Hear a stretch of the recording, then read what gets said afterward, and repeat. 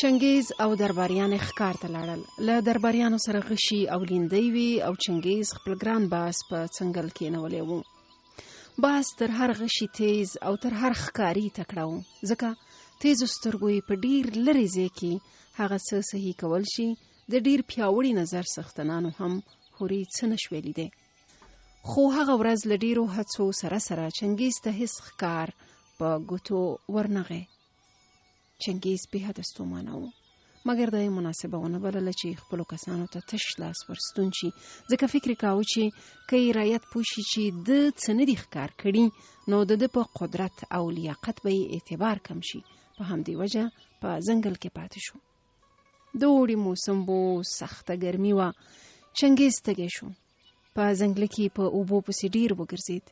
ویالې او چینې وچې وې. آخر یې د اوبو په یوه وړه چینه سترګې ولګېدې چې څاڅکي څاڅکي اوبه ورنه راتویېدې. چنګیز خپل ګران باز له څنګله راکوز کړ، په ځمکه یې کېناوه او له جیبه یې خپل زرین جام راوویست. اوبو ته یې ونیو. ښه شېبه وروسته جام له اوبو ډک شو او چې کله یې خولې ته ورنږدې کاوه، باز کوثر ورپول، جام یې چپه کړ. چنګیز په قهر شو، مګر باز ورباندې ګران و او بل په زړه کې ورتیر شول چې باز به هم ممکن د ده غوندې تږی وي، نو څه یې ورته ونه ویل.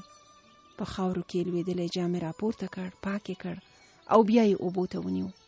دا ځل د جام ډکېدو لا ډېر وخت واخیست، خو چنګیز لاره اوچت کړی نه و چې باز بیا هم ورانې وکړه. جام یې په بل مخ راواړو.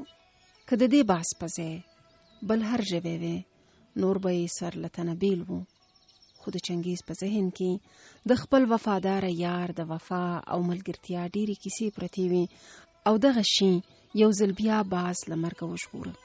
مګر که دغه صحنه له کوم لرې ځایه بل چا لیدلی او چنګیز د باز د بې ادبیو په مقابل کې غلی ورښکارېدی، دا به د چنګیز د رعب او وقار خلاف خبره وه.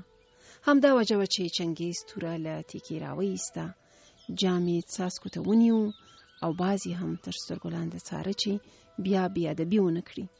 باز له اوږده انتظار وروسته ډک شوی جام بیا چپه کړ او د چنګیز د تورې ګوزار یې سینه 2 ځایه کړه. نور نو څاڅکي نه تویېدل. د اوبو بهیر درېدلی و او ډېر تږی شوی چنګیز د اوبو د سرچینې په لټه راپاڅېد.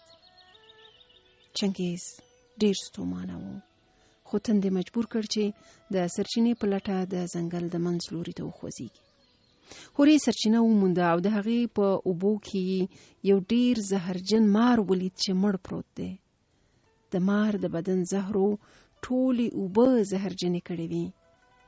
چنګیز پوه شو چې که یې دغه اوبه څښلی وی، اوس په دې دنیا کې نه و. نو له لوړې راکوز شو. خپل وژلی باز یې په ټټر پورې ونیو. له ځنګله راووت. د خپلو درباریانو خیمو ته یې ځان ورساوه او امر یې وکاوه چې د دې باز زرینه مجسمه دې جوړه شي.